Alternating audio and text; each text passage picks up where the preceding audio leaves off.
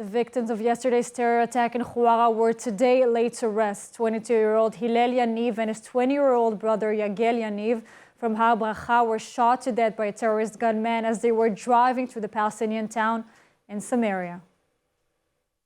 The brothers were pre- and post-army yeshiva students. Hillel was a student in Kiryat Shmona in northern Israel, had recently completed his military service in the Israeli Navy, and was set to resume his yeshiva studies. Yagel Yaakov was a student at the Givat Olga Hesder Yeshiva, had been helping his yeshiva open up a branch in Tirat HaKarmel, and was set to begin his pre-induction process ahead of his formal draft into the army. קרה היום אסון נורא. אני מבקש לשלוח תנחומים למשפחת יניב, שאיבדה שניים מבניה היקרים, השם ייקום דמם. צה"ל וכוחות הביטחון כרגע נמצאים במרדף אחר הרוצח. אנחנו נמצא אותו, אנחנו נלכוד אותו, אנחנו נבוא איתו חשבון. According to witnesses, the terrorist gunman approached Yaniv's car and fired 10 to 15 rounds at a point-blank range before fleeing the scene. The attacker fled the scene and the manhunt is underway.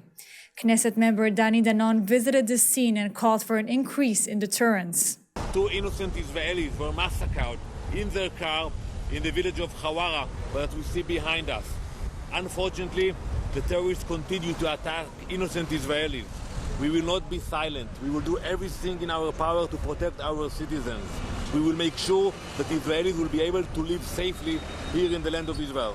Defense Minister Gallant ordered the military to ramp up operations in Judea and Samaria, and forces were bolstered with the aim of expanding defensive operations on the roads and near settlements.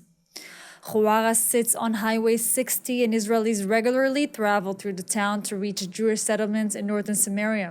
The string of Palestinian terror attacks, leaving 11 Jews dead and more severely injured.